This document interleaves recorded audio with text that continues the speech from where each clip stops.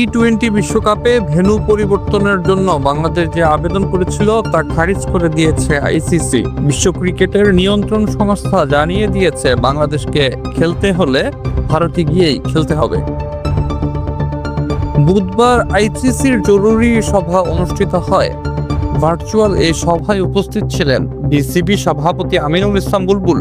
বাংলাদেশ নিজ অবস্থানে অনড়, বিশ্বকাপ খেলতে ভারতে যাবে না। আইসিসি স্পষ্ট করেছে তাদের অবস্থান, বাংলাদেশকে খেলতে হবে ভারতেই, অন্যথা অংশ নেবে বিকল্প দল। আইসিসির সবাই কি বলেছেন বুলবুল সেটি জানিয়েছেন ক্রিক বাজে দেওয়া এক সাক্ষাৎকারে। সেখানে আইসিসিকে নিজেদের অবস্থানের সপক্ষে যুক্তি দিয়েছেন বুলবুল। শ্রীলঙ্কায় কেন বাংলাদেশ খেলতে চায়, ভারত কেন নিরাপদ নয়, উঠে এসেছে সেসব।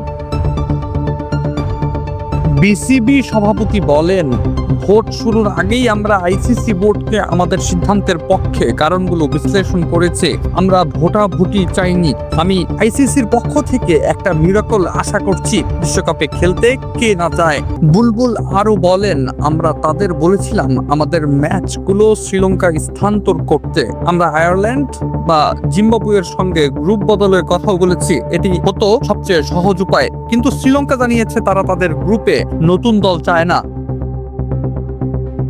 শুরু থেকেই বিসিবি জানিয়ে আসছিল ভারতে বাংলাদেশ দল, ম্যানেজমেন্ট, মিডিয়া কর্মী এবং সমর্থকদের নিরাপত্তা শঙ্কা রয়েছে।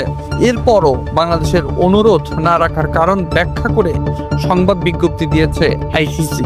আইসিসির সংবাদ বিজ্ঞপ্তিতে বলা হয়েছে, বাংলাদেশ দলের নিরাপত্তা মারাত্মকভাবে ঝুঁকির মুখে ফেলতে পারে এমন কোনো স্বাধীন নিরাপত্তা মূল্যায়ন না থাকায় আইসিসির পক্ষে ম্যাচ স্থানান্তর করা সম্ভব নয়।